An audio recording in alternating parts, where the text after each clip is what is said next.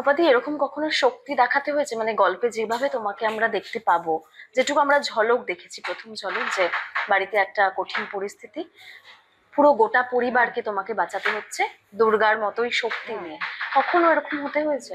প্রচুর বার হতে হয়েছে।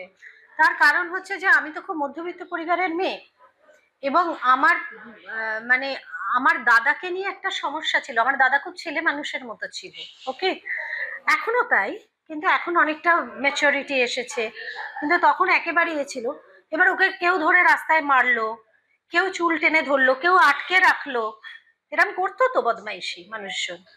তো সেই সব জায়গা থেকে আমাকে ওই রকম ঝগড়া করে ওইভাবে, এমনও হয়েছে কাটারি নিয়ে লোকের পেছনে দৌড়াচ্ছি। হ্যাঁ, এরকম জীবনে প্রচুর পরিস্থিতি হয়েছে যে এরকম ঘটনা ঘটেছে বলে আমাকে কাটারি নিয়ে দৌড়, বা গাছের সব আমগুলো পেড়ে নিয়ে গেল হয়তো, পারতে এলো তো বটি নিয়েই দৌড়। একবার এরকম হয়েছে, আমারই বন্ধু গাছের আম পাড়তে এসছে, আমরা একসঙ্গে স্কুলে পড়তাম। হ্যাঁ, তো আমি বলছি আমগুলো পারিস না, আমগুলো পারিস না করে, কিছুতেই শুনছে না। এবার আমি বটি নিয়ে গেছি, বটি নিয়ে যেতে ও ধপ করে গাছ থেকে পড়ে গেছে ভয় পেয়ে। পড়েছে, পড়বি তো পড়বি, বাগানের মধ্যেই পড়েছে। পড়তে আমি ওকে খুব মেরেছি, তো ও আমাকে ধরে খুব মেরেছে, নখ উপড়ে দিয়েছে। তারপরে বিকেলে ওই আবার ডাক্তারখানায় নিয়ে গেছে আমাকে।